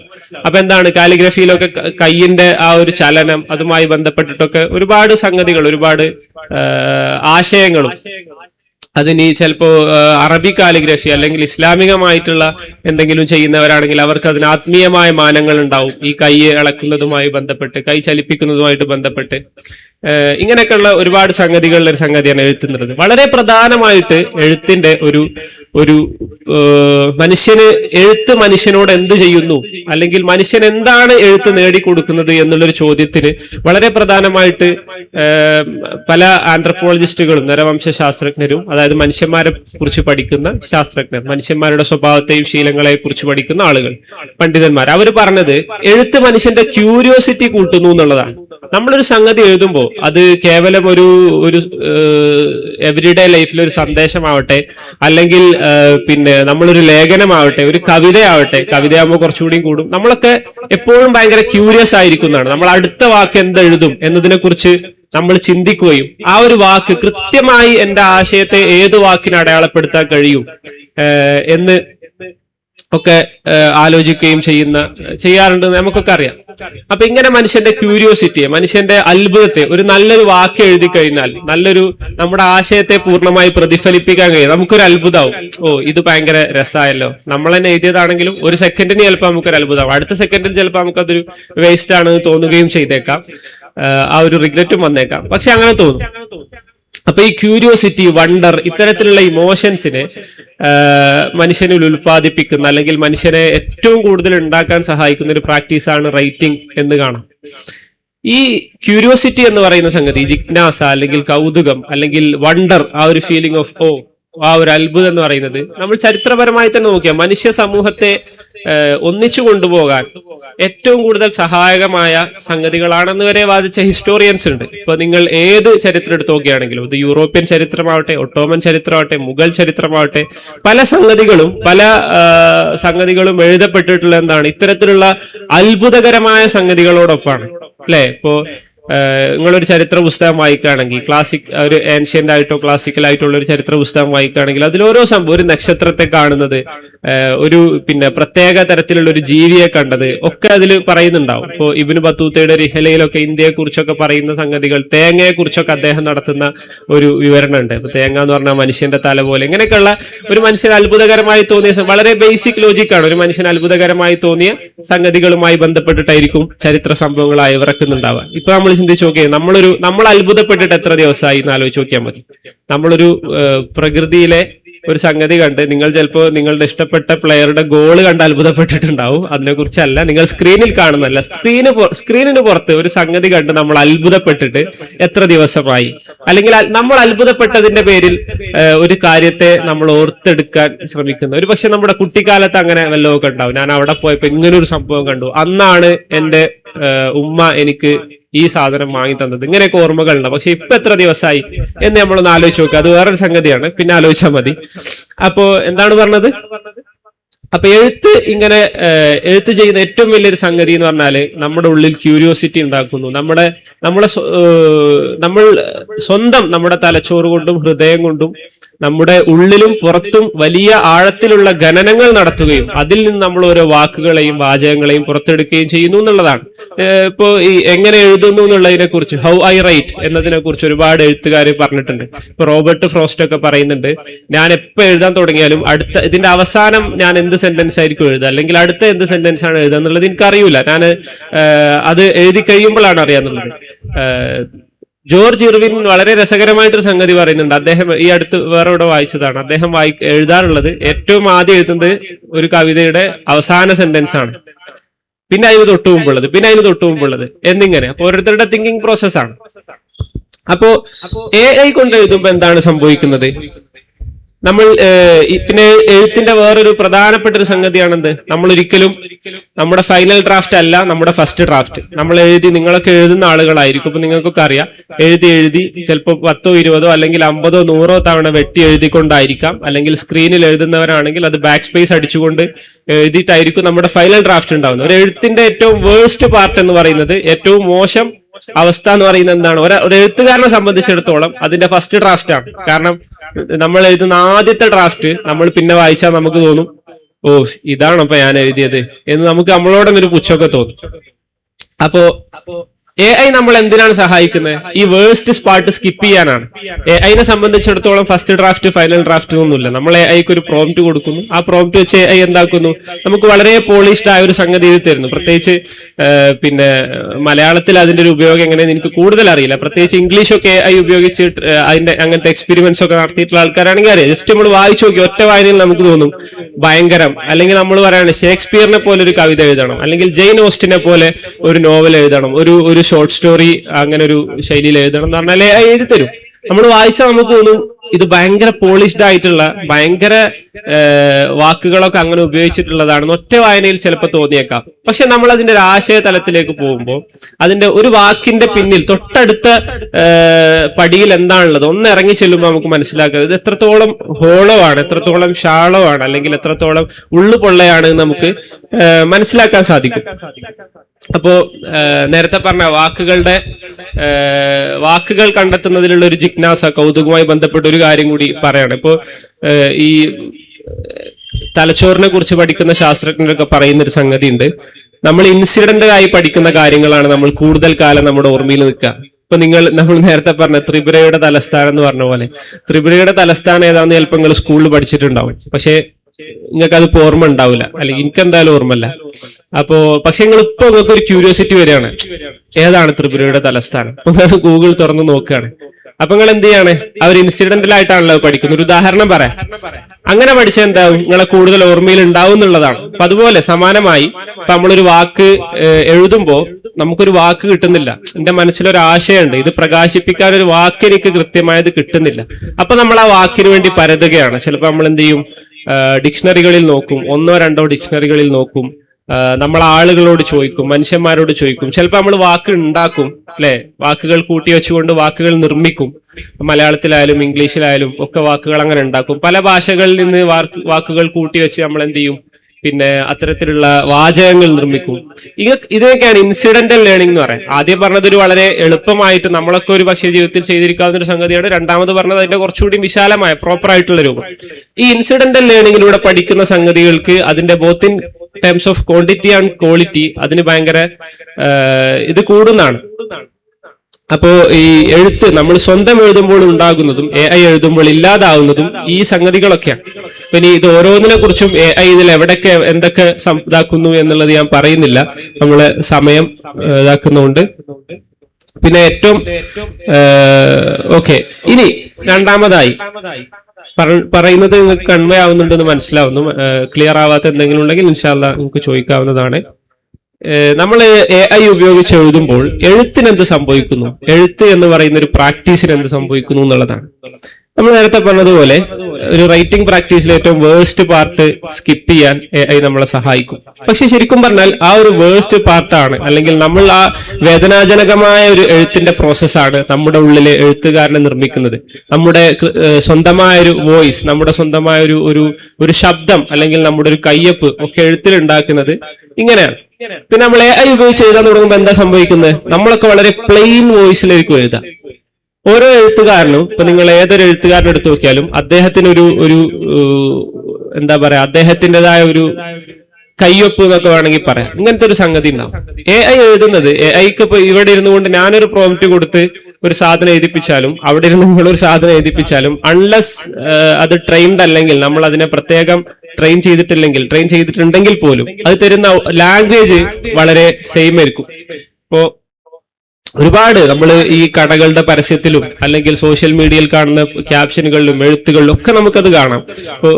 ഫോർ എക്സാമ്പിൾ എന്ന് പറയും, it's not X but it is Y. അതെന്തല്ല, അതൊരു അസുഖം മാത്രമല്ല, അതൊരു വേദന കൂടിയാണ്. ഇങ്ങനെയുള്ള ഫാൾസ് ആയിട്ടുള്ള എന്താ പറയാ, ശരിക്കും യഥാർത്ഥ അസുഖം എന്ന് പറഞ്ഞാൽ ഒരു വേദനയാണെന്ന് നമുക്ക് അറിയാം. അപ്പൊ അതൊരു മനുഷ്യനെ എഴുതാണെങ്കിൽ ഒരിക്കലും അങ്ങനെ പറയില്ല, അത് അസുഖം മാത്രമല്ല വേദന കൂടിയാണെന്ന് പറയില്ല. പക്ഷെ AI എഴുതുമ്പോൾ എന്താണ്, AI ചിന്തിച്ചിട്ടല്ല എഴുതുന്നത്, AI അതിന്റെ ഡാറ്റാബേസിലുള്ള വാക്കുകളെയും സെന്റൻസുകളെയൊക്കെ നോക്കിക്കൊണ്ടാണ് എഴുതുന്നത്. അപ്പൊ എഴുതുമ്പോൾ എന്ത് എഴുതും, it's not just a pain but it's not എന്താ പറയാ, അതൊരു അസുഖം മാത്രമല്ല, അതൊരു വേദന കൂടിയാണ് എന്ന് പറയും. അപ്പൊ നമ്മൾ കേൾക്കുമ്പോ, ഇപ്പൊ ഇംഗ്ലീഷിലൊക്കെ ചിലപ്പോ കേൾക്കുമ്പോ, അല്ലെങ്കിൽ മലയാളത്തിൽ തന്നെ അങ്ങനെ കേൾക്കുമ്പോ ഒരു ഓ ശരിയാണ്, അങ്ങനെ ഒരു രസമൊക്കെ തോന്നും. പക്ഷെ അതിന്റെ ആഴത്തിൽ ചിന്തിച്ചാൽ എന്തില്ല, അതിനർത്ഥമില്ലാത്തതായി തോന്നും. അപ്പൊ ഇങ്ങനെ ഒരു പ്ലെയിൻ വോയിസിൽ ഞാൻ എഴുതിയാലും നിങ്ങൾ എഴുതിയാലും ആരെഴുതിയാലും വളരെ പ്ലെയിൻ ആയിട്ട്, ഇപ്പോ ഗൂഗിളിൽ നമ്മളിപ്പോ എടുത്ത് വളരെ ഒരുപാട് വിവാദങ്ങൾ അതുമായി ബന്ധപ്പെട്ടിട്ടുണ്ടായിരുന്നു. ന്യൂയോർക്ക് ടൈംസ് പോലുള്ള വലിയ ഔട്ട്ലെറ്റുകൾ പോലും എഴുതാൻ വേണ്ടി AI ഉപയോഗിക്കുന്നു, അല്ലെങ്കിൽ ചില സെന്റൻസുകളിൽ AI കടന്നു വരുന്നു. അതുപോലെ തന്നെ ഒരുപാട് AI ടെൽടെയിൽസ്, AI എഴുതിയതാണെന്ന് നമുക്ക് കാണിച്ചു തരുന്ന സംഗതികൾ ഉപയോഗിക്കുന്നു എന്നുള്ള ഒരുപാട് വിവാദങ്ങളൊക്കെ ഉണ്ടായിരുന്നു. ഈ അടുത്ത് ഏതോ ഒരു പ്രശസ്തമായ ഒരു ഒരു ഒരു അവാർഡുമായി ബന്ധപ്പെട്ട ഒരു വിവാദം ഉണ്ടായിരുന്നു. നിങ്ങളൊക്കെ ശ്രദ്ധിച്ചിട്ടുണ്ടാവും, പേരെനിക്ക് ഓർമ്മ വരുന്നില്ല. അപ്പൊ ഇങ്ങനെ നമ്മളൊക്കെ പ്ലെയിൻ ആയി എഴുതുകയും, മറ്റൊന്ന് AI എന്ന് പറയുന്നത് എപ്പോഴും നമുക്കറിയാവുന്നത് പോലെ അത് ചിന്തിച്ചുകൊണ്ടല്ല എഴുതുന്നത്, മറിച്ച് അത് മാത്തമാറ്റിക്സ് ആണ്. അത് ലാർജ് ലാംഗ്വേജ് മോഡൽസ് എന്ന് പറയുമ്പോൾ അതെന്താണ്, അതിന്റെ ഡാറ്റാബേസിലുള്ള ഡാറ്റ അല്ലെങ്കിൽ സെന്റൻസ് സ്ട്രക്ചറുകൾ ഇതൊക്കെ പിന്നെ കൂട്ടിയും കുറച്ചും അതിന്റെ പ്രത്യേകമായ ഒരു ഇത് നടത്തിക്കൊണ്ട്, കമ്പ്യൂട്ടേഷൻ നടത്തിക്കൊണ്ടാണ് നമുക്ക് റിസൾട്ട് തരുന്നത്. ഇത് പലപ്പോഴും എന്തായിരിക്കും, നമ്മൾ കൊടുക്കുന്ന, നമുക്ക് തന്നെ അത് എക്സ്പീരിമെന്റ്സ് നടത്താൻ പറ്റും. നിങ്ങൾക്ക് കൃത്യമായി മനസ്സിലാവും. നിങ്ങളൊരു പ്രോംപ്റ്റ് കൊടുക്കുമ്പോൾ നിങ്ങൾ വലിയ ഒരു പ്രോംപ്റ്റ് കൊടുക്കുക, നിങ്ങൾക്ക് ചെയ്യാൻ പറ്റുന്ന ഒരു എക്സസൈസ് ആണ്. എന്നിട്ട് അതിന്റെ അവസാനത്തിൽ ആദ്യം പറഞ്ഞ കുറെ സംഗതികളിൽ നിന്ന് വ്യത്യസ്തമായി നിങ്ങൾ അതിന്റെ അവസാനത്തിൽ കുറച്ച് ഇതിനെ ട്രിക്ക് ചെയ്യാൻ വേണ്ടി കുറച്ച് ഹുക്സ് ഒക്കെ ഇടാം, കുറച്ച് കീവേഡ്സ് ഒക്കെ ഇടാം. അപ്പൊ പലപ്പോഴും ഈ അവസാനം പറഞ്ഞ സംഗതികളിലായിരിക്കും അത് കൂടുതലായിട്ട് സമയം സ്പെൻഡ് ചെയ്യുക, അല്ലെങ്കിൽ കൂടുതലായിട്ട് അതൊരു സാധനം, ഒരു 1000 വേർഡുള്ള ഒരു പാസേജ് നമുക്ക് തന്നാല് അതില് 700-800 വേർഡും ചിലപ്പോൾ അവസാനം പറഞ്ഞതിനെ കുറിച്ചായിരിക്കും. അപ്പൊ അതാണ് അതിന്റെ ഒരു കമ്പ്യൂട്ടേഷൻ വഴി എഴുതുമ്പോൾ ഒരു പ്രശ്നം. പിന്നെ ഒന്ന് ക്രിയാത്മകത, സർഗാത്മകത ഇതൊക്കെ നഷ്ടപ്പെടുന്നു എന്നുള്ളൊരു സംഗതി എല്ലാവർക്കും അറിയുന്ന കാര്യമാണ്, അതുകൊണ്ട് ഞാൻ പറയുന്നില്ല. മൂന്നാമതായി, എന്താണ് AI കൊണ്ട് എഴുതുമ്പോൾ അർത്ഥത്തിന് എന്ത് സംഭവിക്കുന്നു, അല്ലെങ്കിൽ ആ ആശയത്തിന് എന്ത് സംഭവിക്കുന്നു, ആ ആശയം സമൂഹത്തിൽ എന്ത് ചെയ്യുന്നു എന്നുള്ളതാണ്. ഒരു പക്ഷെ ഇതായിരിക്കും നമ്മൾ ശ്രദ്ധിക്കേണ്ട, അല്ലെങ്കിൽ രാഷ്ട്രീയമായി ധാർമ്മികമായി ബോധമുള്ള എഴുത്തുകാർ അല്ലെങ്കിൽ വിദ്യാർത്ഥികൾ എന്നുള്ള നിലക്ക് നമ്മൾ ശ്രദ്ധിക്കേണ്ട ഏറ്റവും പ്രധാനപ്പെട്ട ഒരു വശം ഇതായിരിക്കും. ഇപ്പോ ആശയത്തിന് എന്ത് സംഭവിക്കുന്നു പറയുന്നത് രാഷ്ട്രീയമായി മാത്രമല്ല, സാംസ്കാരികമായും സാമൂഹികമായും ചിലപ്പോഴൊക്കെ ആത്മീയമായും ഒക്കെ അതിന് മാനങ്ങൾ ഉണ്ടാവും. ഇപ്പോ ഇംഗ്ലീഷിൽ AI എഴുതുന്ന ഒരു വളരെ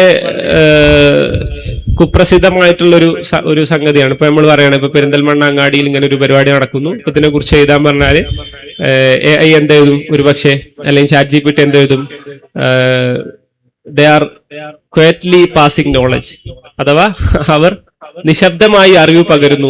അപ്പൊ അത് കേൾക്കുമ്പോ രസമാണ്, പക്ഷെ അറിവ് നിശബ്ദമായിട്ടാണോ പകരുന്നത്? അല്ലല്ലോ. അറിവ് എന്നുള്ളത് പലപ്പോഴും എന്താണ്, അത് കുറച്ച് ശബ്ദത്തോടൊക്കെ കൂടി അങ്ങനെയൊക്കെ പകരുന്ന സംഗതിയാണ്. അപ്പൊ ഈ ക്വയറ്റ്ലി എന്നുള്ളത്, അല്ലെങ്കിൽ ഡെൽവ് ഡീപ്പർ എന്നുള്ളത്, അപ്പൊ ഒരാളുടെ ഫീലിങ്ങിനെ കുറിച്ച് എഴുതിയിരിക്കും ചിലപ്പോൾ. അപ്പൊ ആ ഫീലിംഗ് അറിയാൻ വേണ്ടി ഡെൽവ് ഡീപ്പർ, ആഴത്തിൽ പോയി നോക്കിയെന്ന്. ഫീലിംഗ് പലപ്പോഴും മനുഷ്യന്മാർ ആഴത്തിൽ പോയി നോക്കിയിട്ടാണ് അറിയുന്നത്, അല്ല, പലപ്പോഴും ഒരു എക്സ്പ്രഷനിലൂടെ വളരെ മൈന്യൂട്ട് ആയിട്ടുള്ള ഡീറ്റെയിലിംഗൂടെ ആയിരിക്കും നമ്മളൊരു മനുഷ്യന്റെ, നമ്മുടെ മുന്നിൽ നിൽക്കുന്ന ഒരു മനുഷ്യന്റെ വികാരം അറിയുന്നത്. അപ്പൊ ഇത്തരത്തിലുള്ള ഒരുപാട് സംഗതികൾ AI എഴുതുമ്പോൾ ഉപയോഗിക്കുന്ന.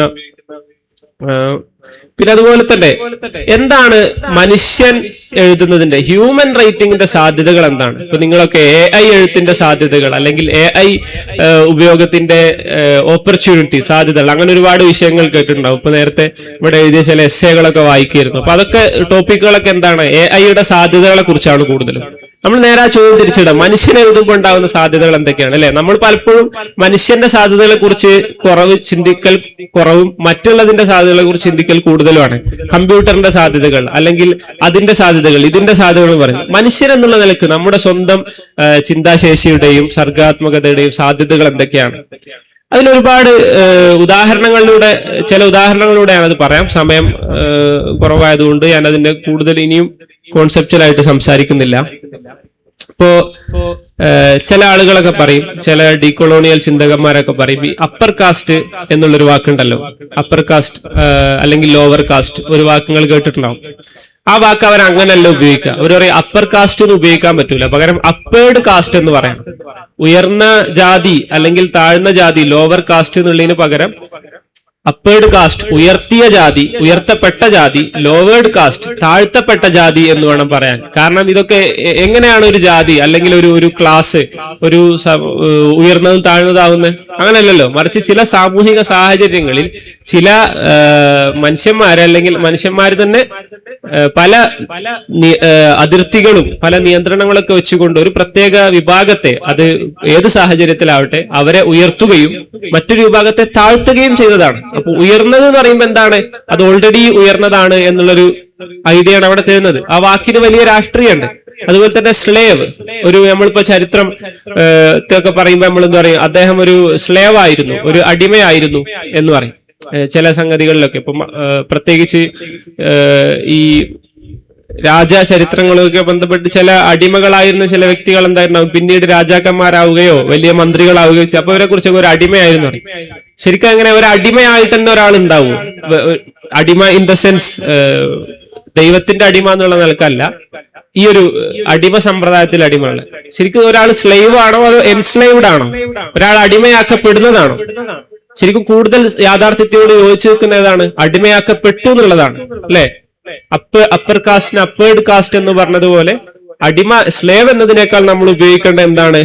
എൻസ്ലേവ്ഡ് എന്നാണ്. ഇങ്ങനെയുള്ള ഉപയോഗങ്ങളൊക്കെ മനുഷ്യൻ ചിന്തിക്കുകയാണെങ്കിൽ നമുക്ക് എന്ത് ചെയ്യാൻ പറ്റും? ഇങ്ങനെയുള്ള ഇത്തരം സംഗതികളൊക്കെ നമുക്ക് സ്വന്തമായി ഉണ്ടാക്കിയെടുക്കാൻ പറ്റും. ഇതൊരു പക്ഷേ ഗ്രാമാറ്റിക്കലി തെറ്റായിരിക്കാം. നിങ്ങൾ എഴുതുമ്പോൾ ഗ്രാമർലി പോലുള്ള ഗ്രാമർ അല്ലെങ്കിൽ മൈക്രോസോഫ്റ്റ് വേർഡിലൊക്കെ എഴുതുമ്പോൾ അതിലെ സ്പെൽ ചെക്ക് ടൂളുകളൊക്കെ, അല്ലെങ്കിൽ നിങ്ങളെ ഫോണിൽ തന്നെ ഉണ്ടാവും, ഫോണിന്റെ കീപാഡിൽ തന്നെ ഉണ്ടാവുന്ന സ്പെല്ലിംഗ് ചെക്ക് ടൂൾസ് ഒക്കെ ഇത് തെറ്റാണെന്ന് കാണിക്കും ചിലപ്പോൾ. പക്ഷെ അങ്ങനെ നിയമാനുസൃതം തെറ്റാണെങ്കിൽ പോലും നമ്മുടെ രാഷ്ട്രീയമായിട്ട് അത് ശരിയാണ് എന്നുള്ളത് കൊണ്ടാണ് അത്തരം ഉപയോഗങ്ങൾ നിലനിൽക്കുന്നത്. അപ്പൊ മറ്റൊന്നാണ് ഇത്തരത്തില് രാഷ്ട്രീയപരമായിട്ട് അതിന്റെ വാചകങ്ങൾ ഉപയോഗിക്കുന്നത്. ഇപ്പൊ നമ്മൾ എന്തു പറയും, ക്രൈംസ് ഓഫ് ഹ്യൂമാനിറ്റി എന്ന് പറയും, അല്ലെ? എന്താണ് ഇപ്പൊ ഹിരോഷിമയിൽ ബോംബിട്ടത്, നാഗസാക്കിയിൽ ബോംബിട്ടത് എന്നാണ്. അതൊരു ക്രൈം ഓഫ് ഹ്യൂമാനിറ്റി ആണ്. മനുഷ്യകുലത്തിന്റെ ഒരു തെറ്റാണെന്ന് പറയും. ആരാണ് ഈ മനുഷ്യകുലം? ആരാണ് ഈ മനുഷ്യൻ? ചിന്തിച്ചു നോക്കി. അവിടെ നാഗസാക്കിയിൽ ബോംബിടുന്ന കാലത്ത് ഈ പെരിന്തൽമണ്ണ അങ്ങാടിയിൽ ജീവിച്ച അല്ലെങ്കിൽ മലപ്പുറം ജില്ലയിൽ ജീവിച്ച ഏതെങ്കിലും മനുഷ്യൻ അതിൽ പങ്കുണ്ടോ? അല്ലെങ്കിൽ ഇവിടുത്തെ മാനവികതക്ക് അല്ലെങ്കിൽ ഇവിടുത്തെ മനുഷ്യകുലത്തിന് അതിൽ പങ്കുണ്ടായിട്ടുണ്ടോ? ഇല്ല. മറിച്ച് ആരാണത് ചെയ്തത്? അത് കൃത്യമായ രാഷ്ട്രീയ അജണ്ടകളോടെ, പിന്നെ രാഷ്ട്രീയമായ സംഘടനകളിൽ, പിന്നെ അമേരിക്കയുടെ നേതൃത്വത്തിൽ ഉണ്ടായിരുന്ന ആ ഒരു അലയൻസ് ചെയ്തതാണെന്ന് അറിയാം. അപ്പൊ ഈ വേഗായിട്ടുള്ള, ആംബിഗസ് ആയിട്ടുള്ള ചരിത്രപരമായ പല വാചകങ്ങൾ ഉണ്ടാവും. ഹിരോഷിമ ഒരിക്കലും ഒരു ക്രൈംസ് ഓഫ് ഹ്യൂമാനിറ്റി അല്ല. പാലസ്തീൻ ഒരിക്കലും ഒരു ക്രൈംസ് ഓഫ് ഹ്യൂമാനിറ്റി ആയിട്ട് മാത്രമല്ല നമ്മൾ കാണേണ്ടത്. ഗസ ഒരിക്കലും അങ്ങനെയല്ല കാണേണ്ടത്. മറിച്ച് അത് ചെയ്യുന്ന ആളുകളുണ്ട്. അതാരാണ് ചെയ്യുന്നത് എന്ന് കൃത്യമായി നമ്മൾ വിളിച്ചു പറഞ്ഞുകൊണ്ടിരിക്കണം. അപ്പൊ ഇത്തരത്തിൽ ചരിത്രത്തിലും നമ്മുടെ സംസ്കാരത്തിലും നമ്മുടെ രാഷ്ട്രീയത്തിലും നമ്മുടെ ഭാഷയിലും ഒക്കെ കടന്നു വന്നിട്ടുള്ള ഇത്തരത്തിലുള്ള ഫാൾസ് ആയിട്ടുള്ള നിർമ്മിതികൾ, ഇതൊക്കെ ഡീകൺസ്ട്രക്ട് ചെയ്യാൻ ആർക്ക് പറ്റും? മനുഷ്യന്റെ ചിന്തക്ക് പറ്റും. ആർക്ക് പറ്റൂല? AI-ക്ക് പറ്റൂല. നമ്മൾ എഴുതുക എന്നുള്ളത് ഒരു വലിയൊരു രാഷ്ട്രീയ പ്രവർത്തനം കൂടിയാണല്ലോ. ആ ഒരു അർത്ഥത്തിൽ ധാർമ്മികമായ ഒരു പ്രവർത്തനം കൂടിയാണ്. അപ്പൊ നമ്മൾ എഴുതുമ്പോൾ, മനുഷ്യൻ എഴുതുമ്പോൾ ഇതൊക്കെ തിരുത്താൻ പറ്റും. AI എഴുതുമ്പോൾ എന്താ ഉണ്ടാവുക? ഓൾറെഡി നമ്മളിപ്പോ ഹിരോഷിമയെ കുറിച്ച് ഒരു ലേഖനം എഴുതിത്തരാൻ AI-നോട് പറഞ്ഞാൽ, അല്ലെങ്കിൽ നമ്മളൊരു ലേഖനം എഴുതാറുണ്ട്, അതിന് സഹായം ചോദിച്ചാൽ AI എന്താണ് ചെയ്യുക? AI ചിന്തിക്കല്ല ചെയ്യുക. AI ഈ പറഞ്ഞൊന്നും ചിന്തിക്കൂല. AI ഗൂഗിള് അല്ലെങ്കിൽ അതിന്റെ ഡാറ്റാബേസിലൊക്കെ നോക്കും. ഗൂഗിൾ മാത്രമല്ല, അതിന്റെ ഡാറ്റാബേസിലൊക്കെ നോക്കും. അപ്പൊ AI എന്താ കാണാ? ഈ സെന്റൻസ് ഇങ്ങനെ റിപ്പീറ്റ് ചെയ്ത് വരുന്നത് കാണും. Hiroshima is a crime of humanity, അല്ലെങ്കിൽ Palestine is a failure of humanity, മനുഷ്യകുലത്തിന്റെ ഒരു പരാജയമാണ് പാലസ്തീൻ ഇഷ്യൂ എന്നൊക്കെ കാണും. അപ്പൊ AI സ്വാഭാവികമായിട്ട് എന്ത് ചെയ്യും? ChatGPT എന്ത് ചെയ്യും? അത് നമുക്ക് എടുത്തു തരും. നമ്മളാണെങ്കിലോ, നമ്മൾ ഇതിനെക്കുറിച്ച് ക്രിട്ടിക്കലായി തിങ്ക് ചെയ്യാത്ത ഒരാളാണെങ്കിൽ നമ്മൾ എന്ത് ചെയ്യും? നമ്മളത് അങ്ങനെ റീപ്രൊഡ്യൂസ് ചെയ്യും. അപ്പൊ മനുഷ്യൻ എഴുതുന്നതിന്റെ ഒരു സാധ്യത ഇല്ലാതാവുന്നു എന്നുള്ളതാണ്. മനുഷ്യൻ എഴുതുന്നതിന്റെ പല സാധ്യതകളെയും ഇല്ലാതാക്കുന്നു എന്നുള്ളതാണ് ഏറ്റവും വലിയൊരു പ്രശ്നമായിട്ട് നമ്മൾ കാണേണ്ടത്. പിന്നെ മറ്റൊരു പ്രധാന, ഞാൻ അവസാനിപ്പിക്കുകയാണ്, മറ്റൊരു പ്രധാനപ്പെട്ട സംഗതി, നമ്മളിപ്പോ ഈ പറഞ്ഞ വാക്കുകളെ പോലെ തന്നെ ആർട്ടിഫിഷ്യൽ ഇന്റലിജൻസ് എന്ന് പറയില്ലേ, അല്ലെങ്കിൽ നിർമ്മിത ബുദ്ധി.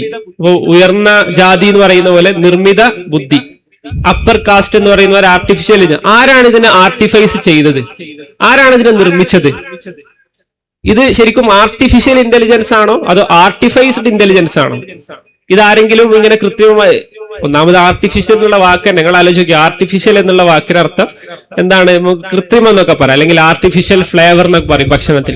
അത് അടുത്ത കാലം വരെ ഒരു നെഗറ്റീവ് ടൈം ആയിരുന്നു അല്ലെ? ഒരു ഭക്ഷണത്തിൽ നമ്മൾ കഴിക്കുന്ന, ഹോട്ടലിൽ നിന്ന് കഴിക്കുന്ന ബിരിയാണിയിൽ ആർട്ടിഫിഷ്യൽ ആയിട്ടൊരു ഫ്ലേവർ ഉണ്ട് എന്ന് പറഞ്ഞാൽ നമുക്കത് ഇഷ്ടപ്പെടുമോ അതോ ഇഷ്ടപ്പെടാതിരിക്കുമോ? നമ്മളൊന്ന് ശങ്കിക്കും, കൃത്യമായ അല്ലെങ്കിൽ ആർട്ടിഫിഷ്യൽ ആയ ഒരു ഫ്ലേവറിലത് കഴിക്കണോ എന്നുള്ളൊരു പേടി നമുക്ക് ഉണ്ടാവും. അല്ലെങ്കിൽ പച്ചക്കറി ആർട്ടിഫിഷ്യൽ ആയിട്ട് അതിൽ മരുന്നടിക്കുന്നു എന്ന് പറയുമ്പോൾ അതൊരു നെഗറ്റീവ് ടൈം ആയിരുന്നു. ഇപ്പൊ ആലോചിച്ച് നോക്കി, ആർട്ടിഫിഷ്യൽ ഇന്റലിജൻസ് എന്നുള്ളത് മനുഷ്യന്റെ ഏറ്റവും മൗലികമായ ഒരു കഴിവായ, ഇപ്പൊ മനുഷ്യനെ കുറിച്ചുള്ള നിർവചനം തന്നെ എന്താ പറയല്? ഹയവാനും നാത്തിക്കും, ചിന്തിക്കുന്ന ഒരു ജീവനുള്ള വസ്തു എന്നുള്ളതാണ്. അപ്പൊ ജീവി എന്നുള്ളതാണ്. അപ്പൊ ഈ ചിന്ത എന്നുള്ളൊരു സംഗതിയെ, ഇന്റലിജൻസ്, ബുദ്ധി എന്നുള്ളൊരു മനുഷ്യന്റെ ഏറ്റവും മനുഷ്യനെ മനുഷ്യനാക്കി മാറ്റുന്ന ഒരു സംഗതിയെ കൃത്രിമം എന്ന് പറഞ്ഞുകൊണ്ട്, ആർട്ടിഫിഷ്യൽ എന്നൊരു എന്താ പറയാ ഒരു അഡ്ജക്റ്റീവ് ഇട്ടുകൊണ്ട് വരുമ്പോൾ നമ്മളെ മനുഷ്യന്മാർ എങ്ങനെയാണ് അതിനെ സ്വീകരിക്കുന്നത് നോക്കി. അതിനെക്കുറിച്ച് നെഗറ്റീവ് തോട്ടുകളെക്കാൾ എന്താണുള്ളത്? വളരെ പോസിറ്റീവ് ആയിട്ടാണ് ആളുകൾ കാണുന്നത്. അപ്പൊ ആ വാക്കിനെ കുറിച്ച് തന്നെ നമ്മൾ ചിന്തിക്കേണ്ട ഒരു സംഗതിയാണ്. എന്ന് മുതലാണ് കൃത്രിമങ്ങൾ അല്ലെങ്കിൽ ആർട്ടിഫിഷ്യൽ ആയ സംഗതികൾ നമുക്ക് വളരെ വിലപ്പെട്ട, നമ്മൾ അതിന്റെ സാധ്യതകൾ തേടേണ്ടുന്ന, നമ്മൾ അതിനെക്കുറിച്ച് വളരെ അപ്ഡേറ്റഡ് ആവേണ്ടുന്ന ഒരു സംഗതിയായി മാറിയത് എന്നുള്ളത് ആലോചിക്കേണ്ട ഒരു കാര്യമാണ്. അപ്പോ ഈ ആരാണ് ഇതിനെ ആർട്ടിഫൈസ് ചെയ്തത്? ആരാണ് ഇതിന് പെർസ്പെക്റ്റീവ് കൊടുത്തത്? ഇത് ഏത് വീക്ഷണകോണിൽ നിന്നാണ് കാര്യങ്ങൾ പറയുന്നത് എന്നുള്ളത് വളരെ ഇമ്പോർട്ടന്റ് ആയ ഒരു ചോദ്യമാണ്. ഇപ്പോ കൂട്ടത്തിൽ ഓർമ്മ വന്നോ പറയാം, ഇന്നലെ 2 ദിവസം മുമ്പ് ഇങ്ങനെ ഒരാള് ഈ പെർസ്പെക്റ്റീവ്സിനെ കുറിച്ച് സംസാരിക്കുന്ന കണ്ടു. അപ്പൊ ഒരു ക്ലിപ്പാണ്. അപ്പൊ അദ്ദേഹം പറയുന്നത്, ഈ ഏലിയൻസ്, അന്യഗ്രഹ ജീവികൾ ഭൂമിയിലേക്ക് വരുമ്പോ, ഒരാകാശത്തുനിന്ന് ഇങ്ങനെ ഭൂമിയിലേക്ക് നോക്കുമ്പോ അവർക്ക് എന്താ ആദ്യം മനസ്സിലാവുക? ഭൂമി ശരിക്കും എന്താണ്? കാറുകൾ ജീവിക്കുന്ന ഒരു സ്ഥലമാണ്, വാഹനങ്ങൾ ജീവിക്കുന്ന ഒരു സ്ഥലമാണ്. ഈ വാഹനങ്ങൾ എന്ത് ചെയ്യും? അവർക്ക് വിശന്നാൽ മനുഷ്യന്മാരെ ഭക്ഷിക്കും. അപ്പോ ചിലപ്പോ വലിയ കാറുകളുണ്ട്, വലിയ വാഹനങ്ങളുണ്ട്. ബസ്സിനെ കുറിച്ചായിരിക്കും. ഇതെന്ത് ചെയ്യും? വിശപ്പിനനുസരിച്ച് ചിലപ്പോ 50 ആൾക്കാരെ, ചിലപ്പോ 10 ആൾക്കാരെ, ചിലപ്പോ 5 ആൾക്കാരെ, ഇങ്ങനെയൊക്കെ വിശപ്പിനനുസരിച്ച് കഴിക്കും. ഏലിയൻസ് ഭൂമിയിലേക്ക് നോക്കുമ്പോൾ അവർക്ക് കാണുന്നതാണ്. പിന്നെ പറയണം, അപ്പോ അവരിങ്ങനെ നോക്കുമ്പോ മനുഷ്യൻ ഒരു സാധു, മനുഷ്യനെ അവര് ഭക്ഷിക്കുന്നു എന്ന് മാത്രമല്ല, മനുഷ്യനവര് ഈ കാറുകൾ എന്താണ് അടിമയാക്കി വെച്ചിട്ടാണുള്ളത്. കാരണം മനുഷ്യനെ ഇതിലൂടെ നടക്കുക ഓടുകയൊക്കെ ചെയ്യാം, ഈ കല്ലിലൂടെ ഒക്കെ നടക്കുക. പക്ഷെ കാറുകൾക്ക് പോകാൻ വേണ്ടി പാവം മനുഷ്യന്മാരെ കൊണ്ട് ഇവരെന്ത് ചെയ്തു? നല്ല റബ്ബറൈസ് ചെയ്ത, ടാർ ചെയ്ത റോഡ് ഉണ്ടാക്കിപ്പിച്ചു, പാലങ്ങൾ ഉണ്ടാക്കിപ്പിച്ചു, വെള്ളത്തിന് കുറുകെ പാലങ്ങൾ നിർമ്മിച്ചു, ഒക്കെ ചെയ്തു. ഈ കാറുകൾക്ക് എന്തെങ്കിലും പറ്റിയാൽ മനുഷ്യന്മാരെന്നെ അവരുടെ ടയറിനോ ഡോറിനോ എന്താണ് പറ്റിയത് എന്നൊക്കെ ഉള്ളത് മനുഷ്യന്മാരെന്നെ അത് മാറ്റിക്കൊടുക്കും. ഇങ്ങനെയൊക്കെയുള്ള അപ്പോ ഈ ഏലിയൻസ് ഭൂമിയിലേക്ക് നോക്കുമ്പോൾ അവർ കാണുന്ന അവരുടെ ഒരു പെർസ്പെക്റ്റീവ് പറയണം. ഇപ്പൊ ഇവിടെ ഏലിയൻസോ കാറുകളോ മനുഷ്യന്മാരോ അല്ല ഇതിലെ വിഷയം, പെർസ്പെക്റ്റീവ് എത്രത്തോളം ഇമ്പോർട്ടന്റ് ആണ് എന്നുള്ള അല്ലെ. നിങ്ങളിപ്പോ ഫ്ലൈറ്റിലൊക്കെ പോകുമ്പോൾ ലാൻഡ് ചെയ്യാൻ സമയത്ത് താഴേക്ക് നോക്കിയാൽ നിങ്ങൾക്ക് ഇതായിരിക്കും കാണാൻ പറ്റുക. കാറുകൾ മാത്രമേ കാണുള്ളൂ, മനുഷ്യന്മാരെ കാണൂല. മനുഷ്യന്മാരെ പൊട്ടായിട്ട് കുഞ്ഞായിട്ടേ കാണുള്ളൂ. അപ്പൊ മനുഷ്യന്മാരിങ്ങനെ കാറിന്റെ ഉള്ളിലേക്ക് കയറുന്നു. അപ്പൊ ഇങ്ങനെ ഏലിയൻസ് ചിന്തിക്കുന്ന എന്താണ്?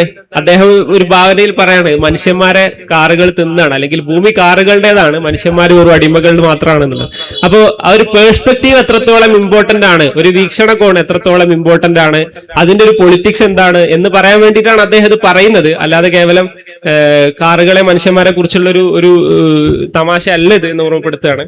അപ്പോ ഈ പേഴ്സ്പെക്റ്റീവ് എഐയിലൂടെ നമ്മൾ എഴുതുമ്പോൾ ഉണ്ടായി വരുന്ന ഈ പേഴ്സ്പെക്റ്റീവ് ആര് സെറ്റ് ചെയ്ത് വെച്ചതാണ്? ആര് നിർമ്മിച്ചതാണ്? നമ്മൾ പറയുന്നു പിന്നെ ആർട്ടിഫിഷ്യൽ ആണ് AI, അതിന് നൽകപ്പെട്ട ഡാറ്റാബേസിൽ നിന്നാണ് ഡാറ്റ സ്വീകരിക്കുന്നത് എന്നൊക്കെ നമ്മൾ പറയുന്നു. ആരാണ് ഇതിന് ഡാറ്റ നൽകിയത് എന്നുള്ളൊരു ചോദ്യം വളരെ ഇമ്പോർട്ടന്റ് ആണ്. അത് മനസ്സിലാവാൻ കൂടുതലൊന്നും ചെയ്യണ്ട. നിങ്ങൾ ഏതെങ്കിലും ഒരു കോൺട്രവേഴ്ഷ്യൽ ആയ ഇഷ്യൂ, അത് US ഇറാൻ വാർ ആവട്ടെ, പൊളിറ്റിക്കൽ ആകുമ്പോൾ കുറച്ചുകൂടി ആൾക്കാർക്ക് നിങ്ങൾ പത്രം വായിച്ചിട്ടും ന്യൂസുകളിലൂടെ കണ്ടിട്ടും ആൾക്കാർക്ക് അറിയുമെന്നുള്ളത് കൊണ്ടാണ് അത്തരം ഉദാഹരണം പറയുന്നത്. വേറെ ഉദാഹരണങ്ങൾ ഇല്ലാത്തത് കൊണ്ടല്ല. US ഇറാൻ യുദ്ധമാവട്ടെ, പാലസ്തീനിൽ ഇസ്രായേൽ നടത്തിക്കൊണ്ടിരിക്കുന്ന വംശഹത്യ ആവട്ടെ, ഇതിനെ കുറിച്ചൊക്കെ ചോദിച്ചാൽ വളരെ പൊളിറ്റിക്കൽ ആയിട്ടുള്ള മറുപടിയാണ് ഇത് തരിക. ChatGPT ആയാലും ഇതായാലും. അപ്പോ അല്ലെങ്കിൽ ഇന്ത്യയിൽ ഒരു കോണ്ടെക്സ്റ്റിൽ ആണ് നിങ്ങൾ ചോദിക്കുന്നെങ്കിൽ നിങ്ങൾ VD സവർക്കറിനെ കുറിച്ചൊന്ന് ChatGPT-യോട് ചോദിച്ചു നോക്കി. ഇപ്പൊ VD സവർക്കറിനെ കുറിച്ച് ഉള്ള പുതിയ ഡിസ്കോഴ്സുകൾ എന്താണ്, പുതിയ നിയോ ആയിട്ടൊരു സവർക്കർ ഉണ്ട്, അതിനനുസരിച്ചിരിക്കും അത് മറുപടി പറയാം പലപ്പോഴും. എന്നാൽ നേരെ തിരിച്ച് നമ്മളിപ്പോ ഞാൻ കൂടുതൽ ഉദാഹരണം പറയുന്നില്ല. ഇപ്പോ മറ്റൊരു രാജ്യം ഈ ChatGPT പക്ഷം പിടിക്കാത്ത അല്ലെങ്കിൽ ഒരു വെസ്റ്റേൺ ഉള്ളതല്ലാത്ത ഒരു സംഗതിയെ കുറിച്ച് ചോദിക്കുമ്പോൾ അത് തെറ്റാണ്, അവർ ചെയ്യുന്നത് തെറ്റാണ്, അല്ലെങ്കിൽ അതൊരു മോശം സംഗതിയാണെന്ന് പറയാൻ യാതൊരു മടിയും ഇത്തരത്തിലുള്ള ചാറ്റ് ബോട്ടുകൾക്ക് ഉണ്ടാവില്ല. അതേസമയം നേരെ തിരിച്ചുള്ളത് പറയുകയാണെങ്കിൽ അതിൽ കുറെ കോംപ്ലിക്കേഷൻസ് ഉണ്ട്. പാലസ്തീനിൽ നടക്കുന്നതുമായി ബന്ധപ്പെട്ട് അതിനൊറ്റയടിക്ക് നമുക്ക് അങ്ങനെ ജനസൈഡ് എന്ന് വിളിക്കാൻ പറ്റൂല. അതിൽ കുറെ പ്രശ്നങ്ങളുണ്ട്, അതിന് രാഷ്ട്രീയപരമായ ചരിത്രപരമായ കാരണം ഇങ്ങനെ വളച്ചു കെട്ടും. അപ്പൊ ഇതൊക്കെ എന്താണ്, ഇത്തരത്തിലുള്ള ഇത് മാത്രമല്ല, ഇത് വളരെ ക്ലിയർ ആയിട്ട് നമുക്ക് മനസ്സിലാവുന്ന ഒരു സംഗതിയാണ്. വളരെ ക്ലിയർ അല്ലാത്ത പല വാക്കുകളുടെ ഉപയോഗത്തിലും മറ്റുമൊക്കെ ഉള്ള ഒരുപാട് അതിന്റെ ഒളിഞ്ഞിരിക്കുന്നതല്ല, കൃത്യമായി വ്യക്തമായി തന്നെ ഇരിക്കുന്ന രാഷ്ട്രീയങ്ങൾ മറ്റൊക്കെ തുടങ്ങിയിട്ടുള്ള ഒരുപാട് സംഗതികൾ. ഇതിനെ ഈ ആർട്ടിഫിഷ്യൽ ഇന്റലിജൻസിനെ ആര് ആർട്ടിഫൈസ് ചെയ്തു, ഈ നിർമ്മിത ബുദ്ധിയെ ആര് നിർമ്മിച്ചു എന്നുള്ള ഈ ആര് എന്നുള്ള ഒരു ഹൂ ക്വസ്റ്റ്യൻ എപ്പോഴും നമ്മളെ മനസ്സിൽ ഉണ്ടാവേണ്ടതുണ്ട്. നമ്മുടെ ചിന്തയെയും റൈറ്റിങ്ങിനെയും നമ്മുടെ എഴുത്തിനെയും മറ്റ് പ്രാക്ടീസുകളൊക്കെ നമ്മൾ അതിനെ ഔട്ട്സോഴ്സ് ചെയ്യുമ്പോൾ ഇത് ഉണ്ടാവേണ്ടതുണ്ട് എന്ന് മാത്രമാണ് പറയുന്നത്. മറിച്ച് നമ്മൾ നേരത്തെ തുടക്കത്തിൽ പറഞ്ഞ ചില ചരിത്രത്തിൽ സംഭവിച്ച ചില ഇതുപോലുള്ള വിമർശനങ്ങളിലേക്ക് തിരിച്ചു വരികയാണെങ്കിൽ, റൈറ്റിങ്ങിനെ കുറിച്ച് നമ്മൾ പറഞ്ഞു. റൈറ്റിങ്ങിനെ കുറിച്ചുള്ള ആശങ്ക എന്തല്ല, പ്ലേറ്റോയും സോക്രട്ടീസും ഒക്കെ പറയുന്നത് എഴുത്ത് പാടെ ഉപേക്ഷിക്കേണ്ട ഒരു സംഗതിയാണെന്ന് മാത്രമല്ല, എഴുത്തൊരു ആർക്കൈവൽ സോഴ്സ് അല്ലെങ്കിൽ ഒരു റിമൈൻഡർ ആയിട്ട് മനുഷ്യന് കാര്യങ്ങൾ സൂക്ഷിച്ചു വെക്കാനൊക്കെ ഉപയോഗിക്കുകയാണെങ്കിൽ കുഴപ്പമില്ല. പക്ഷെ മനുഷ്യന്റെ തിങ്കിങ്ങിനെ ഔട്ട്സോഴ്സ് ചെയ്യുന്ന ഒരു പ്രശ്നം അവിടെ വരുന്നില്ല. ആ ചർച്ചയിൽ എന്താണ് ശരിക്കുള്ളത്, അറിവ് എവിടെ ശേഖരിക്കപ്പെടുന്നു എന്നുള്ളതിനെ കുറിച്ചാണ് അതിന്റെ കോർ, അല്ലെ? എഴുത്താവുമ്പോ അറിവ് പുസ്തകത്തിലായി പോവും. മനുഷ്യനിലേക്ക് പകർന്നു കൊടുക്കുകയാണെങ്കിൽ എന്താണ്, അറിവിന്റെ സ്റ്റോറേജ് മനുഷ്യന്റെ തലച്ചോറിൽ അല്ലെങ്കിൽ ഹൃദയത്തിലായി പോവും. ഈ അറിവിന്റെ സ്റ്റോറേജ് എവിടെ എന്നുള്ളതിനെ കുറിച്ചാണ് അവിടെ ചർച്ച. എന്നാൽ AI-യുമായി ബന്ധപ്പെട്ടുള്ള ചർച്ച അതാണോ? അല്ല. AI-യുമായി ബന്ധപ്പെട്ട ചർച്ച എന്താണ്? നമ്മളിപ്പോ പറഞ്ഞത് ആ പ്രോസസ്സിലാണ്. നമ്മൾ അറിവ് കണ്ടെത്താൻ അല്ലെങ്കിൽ ഒരു വിവരം ശേഖരിക്കാൻ, നമ്മളൊരു സത്യത്തെ, ഒരു ട്രുത്തിനെ കണ്ടെത്താൻ നമ്മൾ ഉപയോഗിക്കുന്ന പ്രോസസ്സിലാണ് ചർച്ച. നമ്മൾ മനുഷ്യൻ ചെയ്യുകയാണെങ്കിൽ എന്ത് ചെയ്യും, അത് തിങ്ക് ചെയ്തുകൊണ്ടാണ്, മനുഷ്യന് മാത്രം പ്രത്യേകമായിട്ടുള്ള ഒരു ചിന്താശേഷി കൊണ്ടാണ് ഉപയോഗിക്കുന്നത്. മനുഷ്യന്റെ അത് ഉപയോഗിച്ചുകൊണ്ടാണ് ഇത് ശേഖരിക്കുന്നത്. പിന്നെ AI ആണ് എന്താ ചെയ്യുന്നത്, ആ തിങ്കിങ് തന്നെ ഒഴിവാക്കാണ്. എഴുതുമ്പോ ഈ പ്രോസസ്സിന്റെ പ്രശ്നം വരുന്നില്ല, നമ്മുടേത് മാത്രമായ ഒരു പ്രോസസ്സിന്റെ പ്രശ്നം വരുന്നില്ല, ഒരു സ്റ്റോറേജിന്റെ മാത്രമാണ് അവിടെ ചർച്ച വരുന്നത്. നേരത്തെ നമ്മൾ പറഞ്ഞ പ്ലേറ്റോയുടെ ആ ഒരു ഡയലോഗിൽ നിന്നുള്ള ഒരു ഉദാഹരണം. പെയിന്റിങ്ങിനെ കുറിച്ചും ഫോട്ടോഗ്രാഫിയെ കുറിച്ചും പറയുകയാണെങ്കിൽ, ഫോട്ടോഗ്രാഫിക്ക് എന്താ ചെയ്യാൻ പറ്റുള്ളൂ, നിലവിലുള്ളൊരു സംഗതിയെ ക്യാപ്ചർ ചെയ്യാനേ പറ്റുള്ളൂ. പെയിന്റിംഗ് ആണെങ്കിൽ എന്ത് ചെയ്യാം, ഒരാൾ ചിത്രം വരക്കുകയാണെങ്കിൽ അയാളുടെ ഭാവന അനുസരിച്ച് അയാൾക്ക് എന്തും ചെയ്യാം. കഴിഞ്ഞുപോയ സംഗതികൾ, വരാനിരിക്കുന്ന സംഗതികൾ, അതൊക്കെ അയാൾക്ക് എന്ത് ചെയ്യാം, പിക്ചറൈസ് ചെയ്യാൻ പറ്റും, വരക്കാൻ പറ്റും. അപ്പൊ അവിടെയും മനുഷ്യന്റെ ഭാവനക്ക്, മനുഷ്യന്റെ ഒരു നൈസർഗികമായിട്ടുള്ള ഒരു ഒറിജിനൽ തിങ്കിങ്ങിന്, ഒറിജിനാലിറ്റി എന്നൊക്കെ പറയുന്ന ആ ഒരു സംഗതിക്ക് എന്തുണ്ട്, അവിടെ സ്റ്റിൽ സ്കോപ്പ് ഉണ്ട്. നമ്മൾ ഫുള്ളായി, എന്നാൽ ഈ ചരിത്രപരമായ ഈ സംഭവം ഇതെല്ലായിടത്തേക്കും വെച്ച് നോക്കാം. കമ്പ്യൂട്ടറിനെതിരെ സമരം ചെയ്തു എന്ന് പറയുമ്പോഴും അതുപോലെ തന്നെയാണ് AI-ക്കെതിരെ സമരം എന്നൊക്കെ ഇങ്ങനെ എല്ലായിടത്തേക്കും വെച്ച് നോക്കുമ്പോൾ നമുക്ക് മനസ്സിലാവും.